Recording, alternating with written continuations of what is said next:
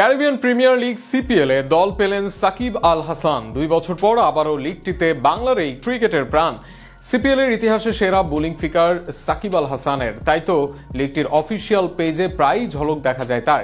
এবার আবারও সিপিএল মাতানোর জন্য প্রস্তুত মিস্টার 75। আরও বিস্তারিত শুনুন প্রতিবেদনে।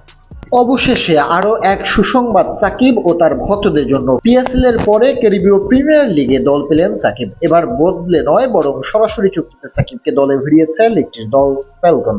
সর্বশেষ 2022 সালে এই লিগে খেলেছিলেন সাকিব। এরপর 2 বছর পর আবারও নিজের কেরিয়ার বেস্ট বোলিং করা লিগটিতে খেলবেন তিনি, যা আজ নিশ্চিত করা হয়েছে সিপিএল এর অফিসিয়াল ফেসবুক পেজের পোস্টের মাধ্যমে। 2013 সালের ক্যারিবিয়ান প্রিমিয়ার লিগে সাকিব বারবাডোস ট্রায়ান্টসের হয়েই খেলেছিলেন। 3 আগস্ট 2013 তারিখে ত্রিনিদাদ ও টোবাগো রেড স্টিলের বিপক্ষে সাকিব কেনসিংটন ওভালে 6 জন ব্যাটসম্যানকে আউট করে টি-20 ক্রিকেটে দ্বিতীয় সেরা বোলিং ফিগার রেকর্ড করেন এবং 4 ওভারে 6 রান দিয়ে 6 উইকেট তুলে নেন, যা এখনও লিগটির ইতিহাসের সেরা বোলিং ফিগার।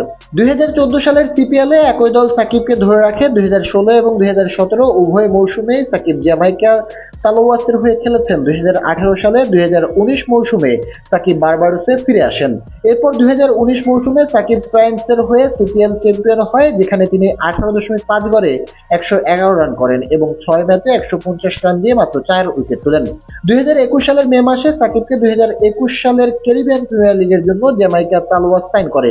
জাতীয় দলের দায়িত্ব পালনের কারণে সিপিএল এর জন্য অনাপত্তিপত্র না পাওয়ার কারণে তিনি টুর্নামেন্টে অংশগ্রহণ করতে পারেননি সেবার।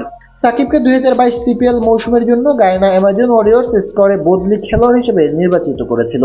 এখন পর্যন্ত সাকিব 30টি ম্যাচ খেলে 16.86 গড়ে এবং 102.91 স্ট্রাইক রেটে 354 রান করেছেন এবং সিপিএল এ 6.75 ইকোনমিতে 29টি উইকেট পেয়েছেন। এবার নিজের খারাপ সময়ে আরও একবার উজ্জ্বল হবেন সাকিব, সেটাই প্রত্যাশা।